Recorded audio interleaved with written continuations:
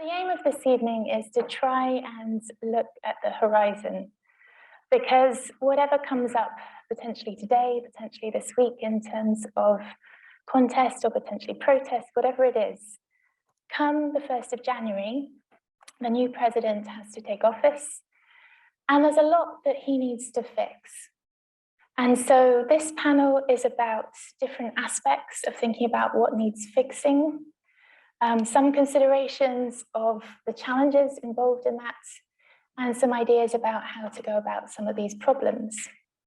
So on with me here tonight, we have Timothy Power, who is Head of Social Sciences at the University of Oxford, a world-renowned Brazilian politics expert. And Tim might have a general stream of consciousness, but is probably going to talk about the challenges that Lula will face in building and sustaining a coalition, I suspect. Great. Leany Lemos is visiting fellow of practice at the Lemann Foundation Programme. She is a former CEO of the Extreme South Regional Development Bank in Brazil. She's an expert on transition governments rather, and on fiscal matters and budgeting. So that's what she'll be talking about. And Filipe Recch, who's a postdoctoral fellow here at the Lemann Foundation Programme. Filipe studies education and coordination in government, and he's going to be talking about challenges in that area. And we have a video recorded not very long ago from Gabriela Lotta, who is Professor of Public Administration at FGV in Sao Paulo. She is teaching right now, but when she walked into class, just before she walked into class, she recorded a video for us about the challenges the president will face in the public administration. So we have a lot of people talking here on this panel. We have a lot of questions, I suspect, in the audience. So what we're going to do is have very strict timing of 7 minutes per panelist. And I'm going to ask you guys to try and hold your questions until the end. Okay, Tim, tell us about the challenges that Lula will face. Great, thank you very much. I really appreciate the invitation. And I'm sure by now you're all aware of the big news from last night, which is that Geraldo Alckmin was elected vice president. That's a Paulista joke. I had to start with a Paulista joke. But actually, I just wanted to make a few comments about the big picture here. So close election. What does a close election mean? Close election is more consequential when you have a polarized situation. You can imagine a close election that was not polarized, in which the votes were centripetal, and it wouldn't make that much difference. For example, about the time I was born, we had an election between Kennedy and Nixon that was one of the closest in American history, but the positions of the candidates were very similar, right? This is not the case in Brazil today, right? This is a polarized election occurring in a situation where the center was largely vacated. First point here is, why was it close? Incumbency matters, right? Bolsonaro was 20 points underwater in popularity in July. By October, he was 2 points underwater. He got 43% of the vote in the first round and 49% in the second round. So it shows the power of incumbency, even against adverse circumstances such as the economy and the pandemic. He is the first president to try re-election and lose, but he only lost by less than 2 points. So again, it shows the power of incumbency here. Secondly, closeness means some geographic balance of power in Brazil that is becoming increasingly familiar. You've all seen the map of the Northeast and the South. It's not a new map. It's a map that started around 2006 when Lula sought re-election against, in 2006, it was Alckmin, who ironically is his vice president now. But that map showed a realignment with the PT moving into the Northeast. In the anti-Petismo beginning, probably 5 to 10 years later, but getting much stronger in the South and Southeast states. You can see that map perfectly. It's not a new map. It was a predictable map. Minas Gerais is the perfect example. Minas Gerais is like Ohio in the United States. Nobody wins the presidency without winning Minas Gerais. And if you look at Minas Gerais, it is very much a microcosm of Brazil. The west of Minas Gerais and the Triangulo were more similar to Sao Paulo. The north and east of Minas Gerais, more similar to the Northeast. It's a perfect microcosm of what happened. And the result in Minas Gerais, almost identical to the results in Brazil. In the first round, Lula won 14 states and Bolsonaro won 13. In the second round, Bolsonaro won 14 and Lula won 13. I mean, that is close. The only state to flip was Amapá. right? Closeness also kind of confirms the argument that Juan Linz, a Spanish sociologist, made about presidentialism about 30 years ago, which is it is a very winner-take-all system. In other words, you win 51% of the vote, but you win 100% of the planalto, right? You get everything. He argued that parliamentarism was superior because it's more flexible, right? I think we've seen enough flexibility in UK parliamentarism recently, but in Brazilian presidentialism, it is a winner-take-all system. Scholars have argued that the way Brazil gets around it is by two things that mitigate or ameliorate the winner-take-all nature. One is multi-level governance, of which Leany will probably touch on. Federal, state, and municipal levels of government can have incongruous or asymmetrical coalitions and arrangements that can soften the polarization at the national level. That's one way. The other way is coalitional presidentialism, presidencialismo de coalizão, in which presidents have to form inter-party coalitions in order to govern. Nobody in Brazil can govern alone. The largest party has 20% of the seats in Congress or something. So everybody has to make these coalitions. And so multi-level governance and presidential coalitions or coalitional politics are the two things that are said to soften the winner-take-all argument about that Linz made. So just to give you some examples of where you see that happening, I mentioned Lula won in Minas, but the governor of Minas was reelected massively with support from Bolsonaro. In Rio Grande do Sul, Bolsonaro won 56% of the vote, but the PT backed informally the candidate who won the governorship against Bolsonaro's candidate, Onyx Lorenzoni, who got 43% of the vote. It's probably the most embarrassing result for a Bolsonarista was Rio Grande do Sul, was Onyx. Tarcísio Freitas in Sao Paulo, he won easily, but very quickly, even last night, was already talking about aligning himself and opening the door to Lula. Fernando Haddad saying that he would help open that door as well. So these are the things that you already see happening to try to attenuate some of the winner-take-all. The PSDB, once the dominant party in Brazil, is now reduced in Congress to the size of a fringe party. It has 13 seats in the lower house. The PSOL has 12 seats, right? So there's the same size as the PSOL, but it won 2 governorships. It won in Rio Grande do Sul and it won in Pernambuco. So if you think of those 2 governors, Rio Grande do Sul and Pernambuco, they have totally different incentives. Rio Grande do Sul is an anti-petista bastion. The governor has to proceed very carefully there about aligning with Lula, where Pernambuco is completely the opposite. The governor there, Raquel Lira, said she voted for Lula and I think Lula got 67% of the vote in Pernambuco or something like that.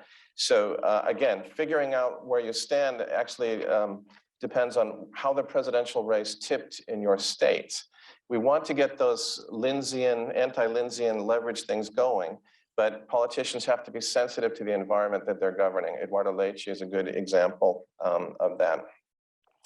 So this extends a bit to the horizontal relationship between the presidency and the Congress. Lula's starting position in Congress is fairly weak. It's probably the worst of recent presidents. If you do the math and you look at sort of the family of the parties that supported Lula in this election, they won about 24% of the lower house, and the right or center right together, 76% of the lower house. So it doesn't mean things are impossible, because Lula also started in 2003 with a very poor base, and he did very well putting together a broad coalition, right? So Lula remembers that, he's nostalgic about that, he thinks he can do it again. Yeah, and there's no question that Lula has the skills and the charisma to start that process, no question about it. But my concern is that the numbers and the mathematics are different now from what they were in 2003. In 2003, you still had a large centrist party, the PMDB, which was then the second largest party in the chamber. It took a year for Lula to seduce the PMDB. They finally entered his government in January 2004, and they stuck with the PT all the way until the impeachment of Dilma, right? But that was a valuable win to get the PMDB on his side. The PMDB now is a party of 40 seats. The PSDB is a party of 13 seats. The other center-right party, which used to be the PFL, then the DEM, and now part of União Brasil, is also shifted to the right, and the sort of moderates that used to be in the PFL have a much reduced influence. So, in other words, the prize of the center is a smaller prize now than it was in 2003. And so I'm skeptical that he's going to be able to make that kind of bridge. Another reason is that it will be difficult to make that bridge. It's more difficult to pivot now because more legislators are elected from pro-Bolsonaro states, right? So if you have 14 pro-Bolsonaro states, and you're, say, for example, an MDB member in Paraná or Santa Catarina, you're not so excited that Simone Tebet wants to bring your party into the government, because for you, that is going to be extremely uncomfortable, right? Again, all politics is local, and these people will have a hard time aligning with Lula. And the third reason it'll be more difficult for Lula this time is that the fundamentals for Brazil are different, right? So in 2004, social inclusion and the commodity boom were just getting underway, and that gave Brazil a very good ride, roughly from 2004 to 2012. The moment right now is not so promising for a president to, because you win people to your side by being popular, right? You win an election with 50.1% of the vote. It's going to be hard to be popular unless you can really change the fundamentals and start getting some of those numbers to push you up. Lula won't be as popular a president at this time, and he won't have such an easy time building that coalition in the center. I've got 1 minute left. I think this is likely to be a minority coalition in 2023 and maybe into 2024. If Lula can really turn things around, he might be able to get it to be a sizable plurality, but it will be much harder than it was before. Okay, even if things go south with Congress, there are some things that are under the control of the executive in Brazil, and this is the main thing that's going to change on January 1st, right? Executive privilege matters, executive office matters. So things like Amazon, environmental protection, falls under the presidency now. The laws are good. It's enforcing the laws that's the problem. So if you have enforcement on your side, it makes all the difference in the world. Universities, our colleagues in Brazilian universities will feel the difference with a PT government running copies and CNPq and managing federal universities, et cetera. Foreign policy will change. It's completely under the executive, basically. It's a prerogative of the executive. Certain decrees and executive orders that were issued by Bolsonaro can be revoked, yeah?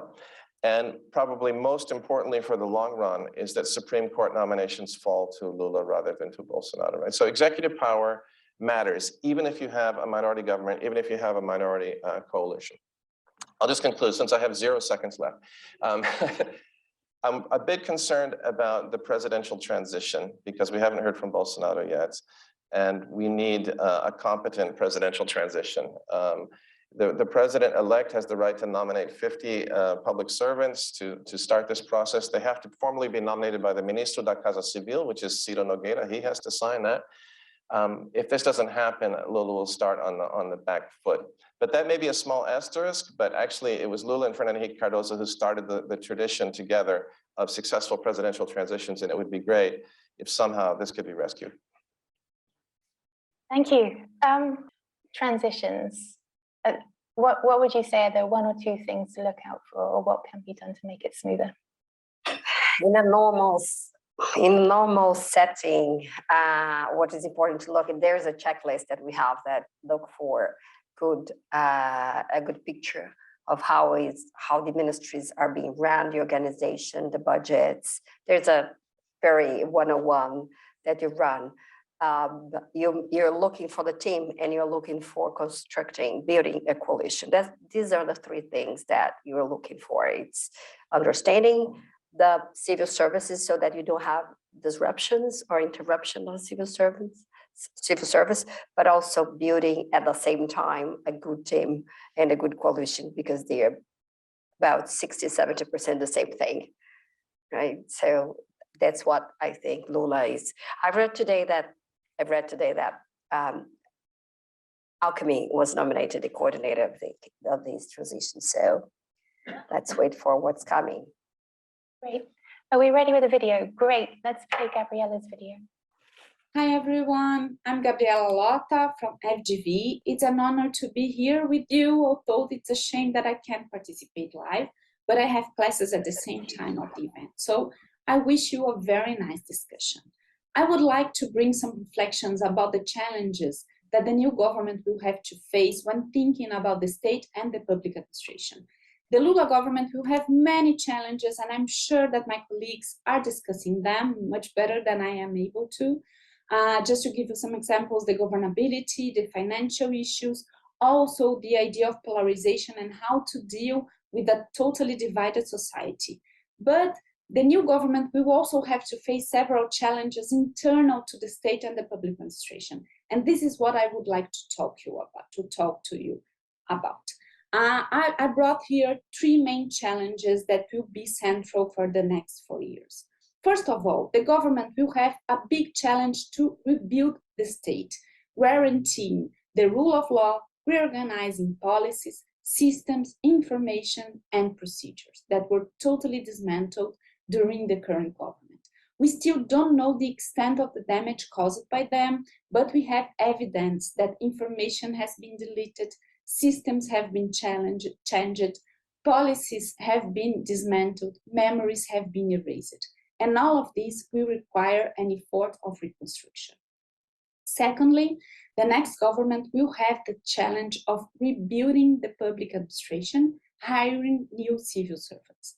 Many civil servants left the government in the recent years due to retirement or because they did not agree with the project of this government. We have many critical areas that are facing blackout due to the lack of employees. The bureaucracy has to be recomposed, and this has to be done with a lot of dialogue and planning, also to face corporatist demands. The new government will have to analyze which areas really need employees, what should be their profile, and how to contract them in the best way. And third, the Lula government will have a huge challenge to deal with and engage the state bureaucracy. The polarization that exists in the society also exists within the government. More than that, the Bolsonarism as an ideology was also implemented in many sectors of the government. And we also know that Bolsonaro implemented a big project of militarization of some areas of the government. The new president will have to be able to build consensus within the state, reducing polarization and inhibiting revenge. They will have to build a new conciliatory project for the public service and engage public servants, both those who are exhausted after facing 4 years of attack and those who do not agree with the new president elected.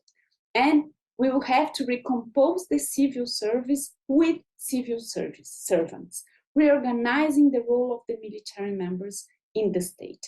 This will require a lot of negotiation and listening skills. But to implement a project of reconstructing the country, reconstructing the policies, and implementing everything we need in the country to solve our problems, we really need a strong and engaged public administration. So I wish you a very nice discussion and see you in the future. Well, thank you in absentia to Gabriela. We are now going to turn to Leany, who's going to follow up on some of these ideas because there's some strong budgetary challenges as well. Exactly. So thank you again for inviting me to participate today. Today I'm going to talk a little bit about fiscal policy and what are the challenges for the next president. One thing that we have to have in mind is why should we talk all the time? Why we are always talking about this, right? About fiscal policy. Well, firstly, what we have that it's important to signal. It's important as a signal to investors, to the markets, and also to managers, as looking for concepts like predictability, long-term. So having sound fiscal policies, it's good because it makes it easy. It's attractive to the country, but it also makes it easier for governments to make decisions about policy priorities. And the second one is a commitment. So it's signaling its commitment in the sense that the budget that Lula is going to run, budgets are not only they are transparency tools, but they are also a policy choices, and they are management tools. And today, the budget that we have in Brazil, because it's not well designed, and there are a lot of information that's not there, a lot of expenditures that are not there, it has to be redesigned. So it's very important to talk about fiscal policy, because you have to find space to face all those demands that society has and that politicians have, that are legitimate in terms of we should make some sort of policies. And he was elected promising things. So we have to find this fiscal space, but at the same time, we're going to see we have a very bad scenario. So just to show a little bit the situation around very quickly, we have been in Brazil a decade of no growth. So if you look at 2011 to 2021, ups and downs. We're at 3.97 in 2011, then ups and downs. We had a big recession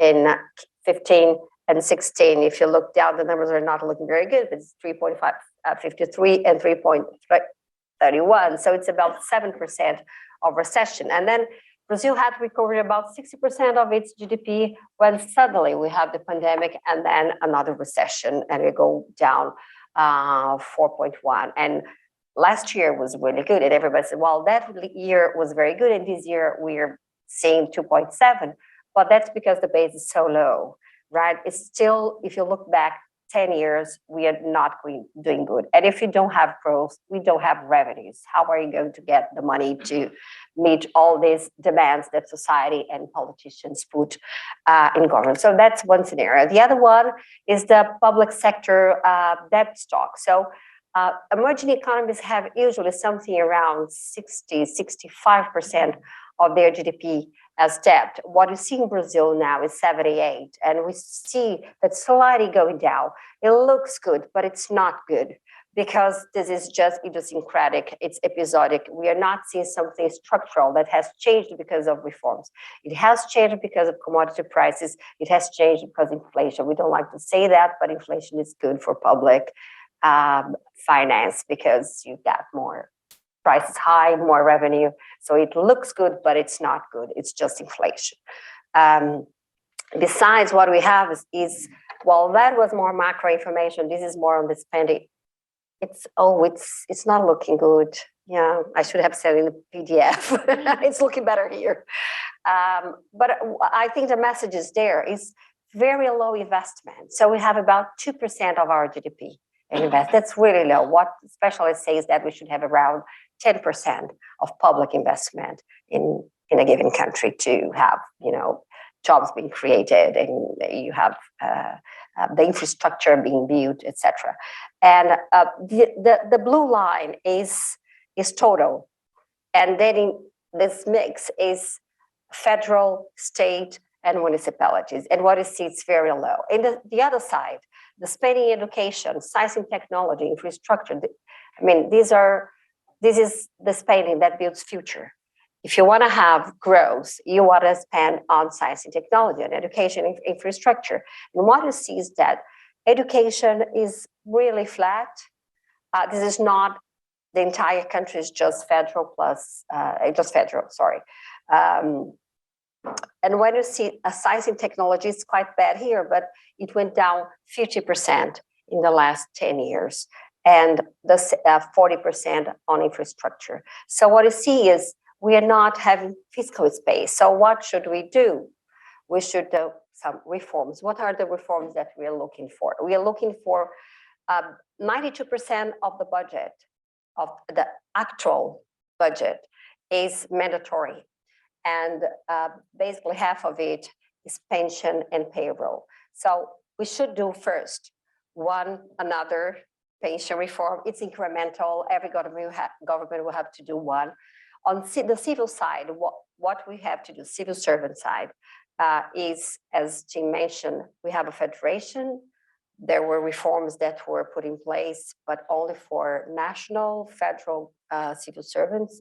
We should take this to the state and municipalities. We have people around 48 years old retired. I was about to retire this year if there was no reform. I don't think I look, I can work 10 more years. So I think so. So people are retired at 43 in the military with full salaries. So we need one for civils to get 2/3 of the public sector, states and municipalities. We need a military pension reform. Why? Because Bolsonaro did a reform that gave them a lot of benefits. We're spending a lot more on militaries that affected states and municipalities, and they are paying half what a civilian pays in terms of contribution for their pensions. So we should make it more fairer, more just changing a little bit the militaries and putting age limits. In Rio Grande do Sul, where I was a secretary, militaries were retiring women at 43 and men at 48. Another reform is the administrative reform. Gabriela mentioned that we need to have incentives for quality of the civil service. We always talking about fiscal space and this and that, but we're not talking about the quality of education, quality of health. So we need to bring that into the table. And last but not least, we have to look at the framework of the existing regulations on constraints on budget. Everybody knows the term teto de gastos, the spending ceiling. It was created 5 years ago. It has changed. The last 3 years of Bolsonaro, it was changed five times. It does not exist at all, but something has to be put in place so that you can look at the long term. And as Tim mentioned, how easy it's going to be to pass all this legislation in Congress. I just leave to Q&A the next comments. Thank you. Thank you, Leany. And yes, I have maybe turned to Tim at the end to try and answer that one. So Leany briefly mentioned some education policy that needs talking about. We have our expert on education here. So he's got the clicker. So Filipe, over to you when you're ready. Is working? Mike? Yeah. Okay, good. All right, so thank you, everybody. Thanks for coming and helping us shift the debate a little bit from the very polarizing and very political debate to something more policy geared. So I think it's a really important moment for us to do that. So thank you for joining us in doing that. So my idea here is to try to discuss a little bit about how the pandemic kind of can inform us for some long-lasting issues in the education debate in Brazil. And I'll organize it in three main buckets, let's say. The first is thinking about short-term measures and short-term policies that we need to enact. So thinking about, this might sound obvious, but looking at target policies for the most vulnerable population. These are the people who were most affected during COVID. So we need to have, I'll discuss a little bit more when we have to think about policies around these lines. And midterm, strengthening information systems for pedagogical intervention. So how we use the information that we get in a way that is more geared toward building better policies in education. And in the long term, thinking about the establishment and development of the national education system. I'll try to explain a little bit using data that we collected here at the school to explain each one of these like big buckets, okay? So starting with short-term policies, one example of a target policy geared toward the most vulnerable population is trying to drive engagement from parents and caregivers. So using a nationally representative survey, we ask parents about their perception of schooling before and during the pandemic. So in this graph, the negative numbers mean that the respondents perceive education during COVID as worse than before. And the positive numbers mean that they see education during COVID as better than before. Great. All families are looking at this and see like education is worse during COVID. So this is something that we have consensus about. But the families with higher income, they have a more negative feeling about the education during COVID than families with lower income. And this holds even for families within public and private schools. So this seems counterintuitive in my opinion, as families in more vulnerable situations had fewer resources to support their children while the schools were closed, right? So it's important to remember the research shows that parental engagement is key during children development and education. So it's important to guarantee that parents and caregivers, especially from the most vulnerable populations, understand the negative impact of COVID and are equipped to support students and encourage them to go back to school and engage in schooling activities again. That's short term. One example. There's a lot more that we can think about this here. In the midterm, it's important to shift the focus of our current information systems and create new ones that are geared toward pedagogical interventions and decisions. So take EDEBI, for example, our National Index of Education Development. These graphs, these two graphs here, they show the historical results for all educational stages in Brazil. So the solid lines, they are the actual results. The dashed lines are the targets for each grade level by year. So take the graph on the right. I'm reading because I want to keep my time. So the graph on the right shows the high school results, and at a glance, it might not look that bad, given that we had a pandemic going on. The result didn't kind of change.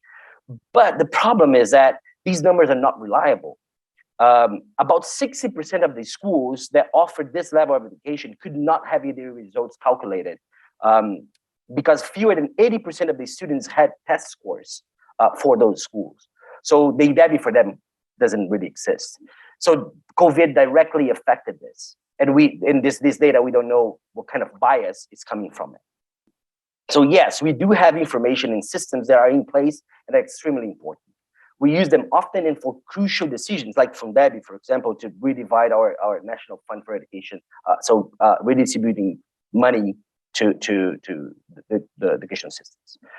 But we need information that are more up to date and that is designed to support students, teachers, and pedagogical decisions from the Department of Education across the country. And finally, tying these things together is the creation of the national education system. During COVID, the lack of coordination from the federal government created a scenario where increase in inequality is very likely to have happened across the country. So take school closures, for example. Using data from the Oxford Government Response Tracker, our tracker here that covers more than 180 countries, this graph shows how many calendar days schools were closed during COVID. Okay, they were mandated to stay closed during COVID in different states of Brazil. The huge variation in days clearly show that there was no coordination at the national level. And bear in mind that I'm only showing here state level information. Our municipalities have their own educational systems too, and they were completely loose, right? So there was no coordination there. A national system of education that coordinates educational policy in Brazil, obviously with the participation of Ungime and Consege and all the levels of government, can directly contribute to a more equitable provision of public education. Fundeb and BNCC, our Common Core, are examples of initiatives along those lines, but having an established national level institution that is tasked with this goal of coordinating the national education policy is central to ensure that these decisions are not solely dependent on political whim. That's what I have. Thank you. Thank you very much. Getting all these approved is going to be a different challenge, but that's what we need to do. Thank you. And while this slide is up, I might just say a big thank you to many of the volunteer coders of the tracker subnationally in Brazil. I know lots of them are watching online, so thank you and hello. Okay, I am gonna try and do something slightly mad, and that is to run through 7 graphs in 7 minutes. So I will also slightly be reading here and there to try and hit time. So I'm going to talk about political polarization as citizens in Brazil feel it and what they think might actually work to counter it. I'm going to show you some survey findings. I'm going to whip through them. So Rafael Goldschmidt of IBAPI in Rio and I have run repeated online surveys throughout this year. We have about 2,000 respondents in each wave. They're representative of the Brazilian population, meaning that you can extrapolate from the findings I'm about to tell you to all adults in Brazil. but be aware that because they're online surveys, we have a bias towards people who can read and write. Before I start, a huge thank you to Rafa and to Guilherme as well, Rafa's PhD student who is also watching. Guilherme made the charts you're about to see, and he did so on Sunday because our most recent round closed on Saturday to capture peak polarization between the first round and the second round of the elections. Okay, here goes.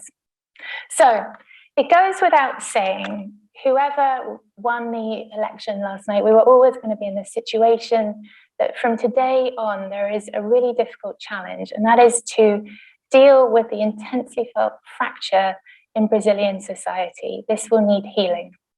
But we do have some somewhat good news to tell you. So in our surveys, we ask people if they have family members or close friends who they see regularly and who have very different political views to their own.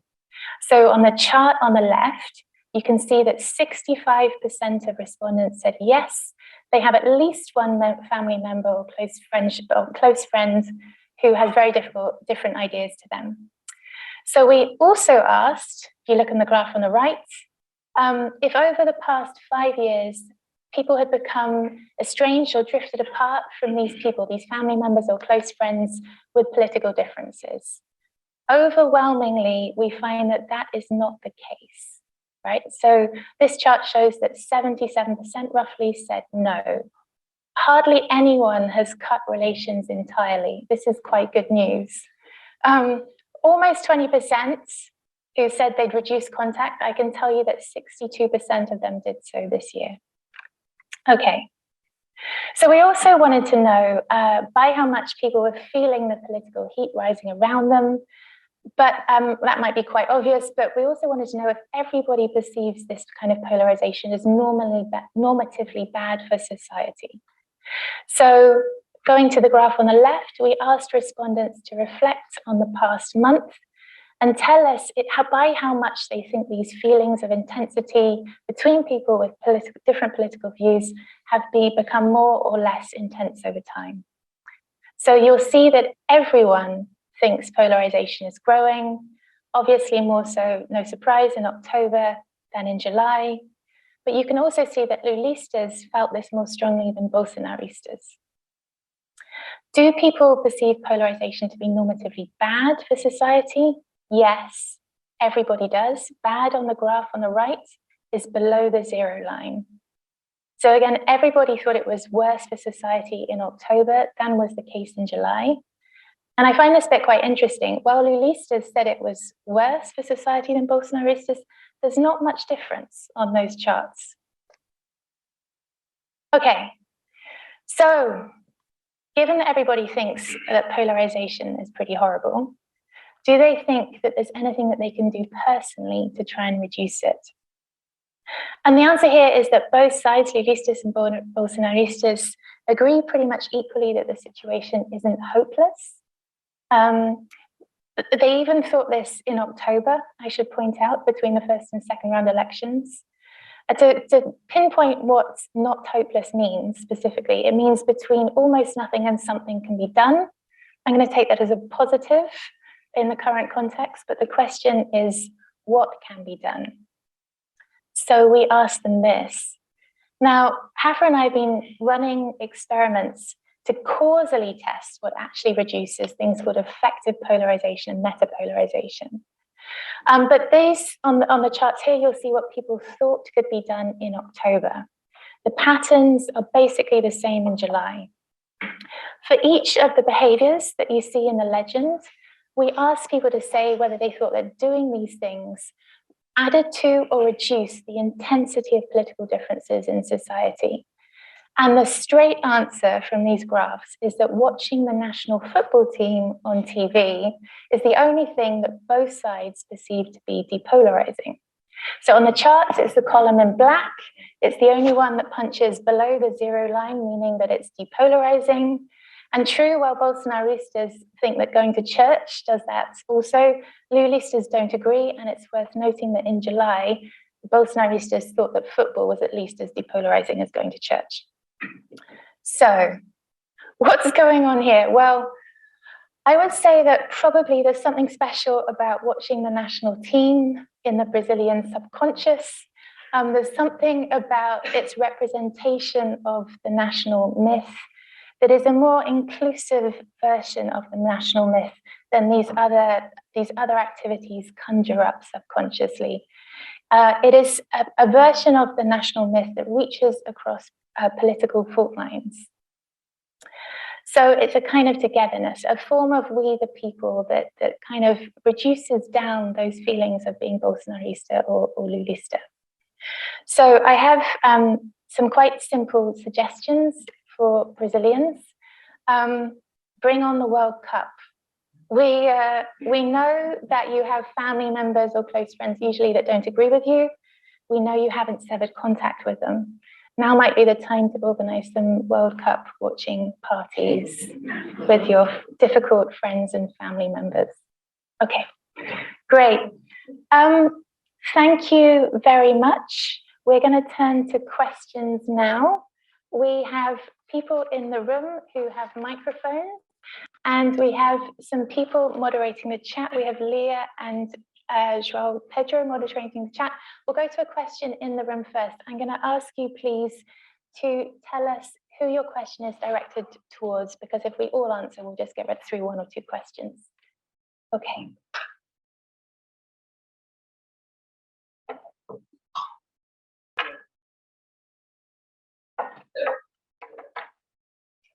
Thank you for organizing this wonderful event. I think my question was to Tim initially, but anybody in the panel could respond. So I'm thinking here about reforms, and so thinking of we have the structure of checks and balances. We have a huge anti-corruption legal framework in the country, adopted, by the way, during labor governments. Yet we saw a huge capture of the state for private benefit, including very close to the electoral moment. Use of the police forces, use of the use of the Freedom of Information Act law for public interest. So that's what I'm considering here, a state capture. And so I'm just thinking, like, if you were to think of how you could reform the accountability system in Brazil, so that we can maintain the checks and balances, but at the same time make sure that they do that through democracy, so that we don't end up with a similar problem in the next, in the near future. If eventually another government that is not pro-democracy wins. And just a second quick question is, how do you foresee a good relation with the military, given that in Brazil, compared to all the countries, they still have so many privileges in the country? Okay, over to you. We'll just do one question at a time. Okay, one question at a time. Sorry, these are great questions, but they're very broad for the amount of time that we have. So I'll be very brief. I think you talk about state capture. I think one of the things that will happen is that the Lula government will probably stress the judicial branch less. Right. So in other words, a lot of the issues about state capture, about accountability, about the use of laws, things like that, ended up in the courts with the Bolsonaro administration taking a very hostile position towards. But basically, we became very concerned in the 4 years of Bolsonaro that there would be outright conflict, or there was outright conflict, let's be honest. There was outright conflict between the leading courts and the presidential administration. I don't think that that is likely to happen in this government. So I think just de-stressing that particular issue may allow the oversight agencies, accountability institutions to kind of resume the role that they were kind of developing in the previous 10 to 15 years prior to Bolsonaro. I meant so that after this government, we don't know, like, so how should this government think about it, so that in the potential future government, don't know we're gonna be there. Whether yeah. how, that we're in a better position than we were like in the past 4 years. Yeah, so it sounds very trite to answer this way, but I think just allowing the professionalization, institutionalization of the oversight agencies that was already happening organically prior to Bolsonaro, allowing that process to resume. And I'm thinking about the Ministerio Público, I'm thinking about the CGU, I'm thinking about the Polícia Federal, which was also being torn at different points, allowing that process to resume. I have every reason to believe that it will resume once there's a change of government on January 1st. So I'm basically saying that putting that back on automatic pilot is probably the best answer to your question, although it's not a very sophisticated answer to your question. So the military, you asked about the military. We haven't talked about the several thousand military public servants, so maybe Leany could jump in on this one, who were brought into the federal system. They will have to be, many of them will be exonerados in January, right? The last time that many military people were exonerados was actually in January to March 1985 by President Sarney and President-elect Tancredo Neves. So in other words, it's very similar to the end of the military regime, except maybe a little bit easier this time because the people in those positions aren't ranked as high within the forces as they were back in 1985. But I actually don't have any magic bullet for that. Maybe Leany could say something about that. You have a magic bullet? No, but I'm very curious about how it's going to be, because I've been working in public service for 30 years, and I have never seen that many militaries. When I went to the palace, the Planalto Palace, 2019, and I entered there, everybody was wearing caps in their formal military suits. That was a shock for me. That I've been going there for 20 years and 25 years. So I think they they changed the rules so they can get to salaries, for instance. It sounds petty, but it's important because now we have 6,000 people that are going to have they're not happy. And they are not in the highest rank, but some are very high in coronels. And so I'm very curious about what they're going to do, because these are young people. That's why they should be working 4 years more at least, I think. Yeah. Great. Let's have a question from online.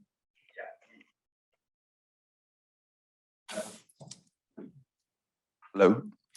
We have a question from Caio Pompeia. Considering the significant challenges that the Lula administration will face in dealing with a more conservative Congress from 2023 on, what would be the most relevant strategies of the new executive in this regard during its first year in power? I'm going to guess that's for Tim. For everybody. I might ask Tim and then Leany if you want to come in again. Okay, Leany, do you want to have a crack at that? I think it's going to be the same strategy of sharing. Tim has a very nice article that everyone should read about the toolbox that the presidents have to build a coalition. So they can use budget amendments, they can use the ministries, they can use, there are forms of building this. So I think it's going to be about the same which he should be fast. I'm more positive than Tim about that. We've been in another panel. I think half of what is considered very right, they're pragmatic. They're gonna look for the perks that they can have from the executive branch. So jobs, influence in their localities. Let's not forget that in many states in Brazil, we can reach to 60% of the economy comes from public sector and comes from transfers from the federal level. So they're very, very dependent. Even if a politician wants to do something different, they need the government. So I think that will be the stretch. But I think he should also, Lula, do a very strict schedule on reforms. For instance, first month, the budget is all wrong. He has to do it now. We have seen that before in transitions, that before the government takes over, you can negotiate with Congress and incorporate some changes. But if you cannot do it now, it seems that Arthur Lira was very it was a gentleman recognizing and everything. He might get some chance to do that now. If not, January he has to reprioritize and redesign the budget. Then 3 months for reforms, pension reforms, and then 6 months for administrative reforms, 1 year for the budget framework. Because after that, it's I think you have 1 year, 2 years, and then things starts getting difficult. So I would like you to come in on this question, but I might actually add a little twist because I want to ask you specifically something within it, but do answer broadly. And that is, you have another article about one of the tools of keeping coalition together, and that's about cabinet appointments, and particularly saying that Lula was really bad at it when he started off being president first time. That's right. So what should he do this time within your answer? Yep. Sorry. Can I add one thing? Yeah. No, just because to Leany's point about the Centrão and the middle term, Congress people.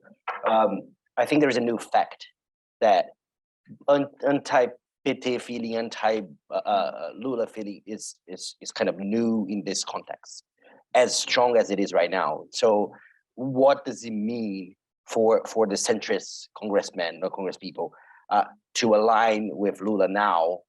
It's different from what it was 10, 15 years ago. So it's like, I think it's a hint of more problems. Point. I completely agree with that. I think Lula's going to have to work a lot harder to get weaker results, basically. I think that's what's going to happen. So the tools that are available to any Brazilian president to build these kinds of coalitions are, number one, driving the legislative agenda, which starts with the same novella every 4 years, which is electing the president of the Chamber of Deputies, which happens in the first week of February. But then cabinet nominations are incredibly important. I'll come back to that in a second. The budgetary power of the president has been weakened, so the Congress has more sort of mandatory allocations, and there's less discretionary power than previous presidents had. And also there's informal institutions, the kinds of exchange of favors that Lula excels at. He'll be good at that, but he probably doesn't have the same institutional powers as he did before. His party is smaller than when it took office in the first time. But coming back to Anna's point about cabins, the lesson in 2003 is that the PT formed a coalition in Congress. It only made up a quarter of its own coalition. In other words, the PT inside the PT coalition inside the pro-Lula coalition was 25% of the seats, roughly. But Lula gave 60% of the cabinet seats to the PT. So this was a huge mistake. It created lots of jealousy and problems and tensions within the coalition. So I think Lula has learned that lesson. I don't think he'll do that again. Even though there are people inside the PT party administration that will be pressuring to do it, he has to push back. Having Alckmin on board is really important here, because Alckmin, he got out at the right moment from the PSDB, but he still has good connections in the political center. He's worked with a lot of people, and he probably will have to do some of the political work. In Brazil, either you have to behave like a prime minister or you have to hire a prime minister. So Lula had Antonio Palocci in the first term, was extremely effective in his first term at building these relationships. He probably needs to do that with Alckmin, because there's nobody in the PT who's really, at this moment, is well positioned as Alckmin is to do that. So basically, don't repeat the mistakes of the past. Get Alckmin involved and try to work with Lida, because he's probably positioned to be reelected.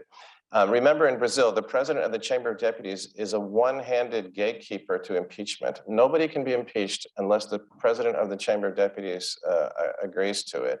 So that's kind of the legislative shield that you need to have. You need 171 seats in Congress to block vexatious impeachment. Lula starts with 124. So if he wants to have an insurance policy against impeachment, he has to fire on all of these fronts. Oh, good. Don't hire a British-style prime minister, maybe. Let's do another question in the room. I'm aware of time, but we started a moment late. So let's go straight ahead, just here. Me? Yes, please, if you could say your name, that would be great.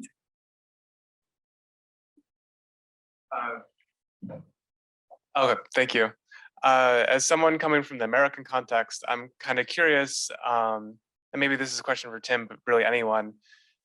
on like using a percentage scale from like 0% to 100%, how likely is a January 6th scenario in the Brazilian situation? And were such a thing to happen, are there relevant differences in terms of how Brazil's institutions are set up? Like how would it differ from the situation in the United States should something like that happen? Does anyone want to answer? Has anyone been checking their phones? I might also ask during this presentation. I can say something about it. Go for I it. think that the right answer to that is to go along with Alexandre de Moraes, like what he said is, we don't expect anything out of the normal. Like we should expect a good, like a reasonably good transition, and we should expect a transition of power in January 1st. If Bolsonaro comes out and says something different today, that's a different thing. But right now, we had elections, we had someone that was elected, business as usual. And he did say on Friday that he would respect the results. Okay. Any Yeah, additional in thoughts? answer to your question, there's a 2-digit number. I'd say 75. 75% chance that there will not be a January 6th scenario. That doesn't mean that there won't be noise. There's already truckers in Brazil who have blocked some highways and things like that. You can't stop civil disobedience by some of the Bolsonaristas, but like an institutional kind of coup, like trying to take over the Congress or something like that, or try to kill Mike Pence or whatever the case might be, that's unlikely to happen. Months ago, people were dreaming about these scenarios, and they thought in Brazil, like in the United States, as you know, the results have to be confirmed by Congress with the vice president chairing. That was January 6th. In Brazil, it's different. You have to be diplomado, which means given a diploma by the TSE. The diploma allows you to take office. So that would be the point of pressure if that were going to happen.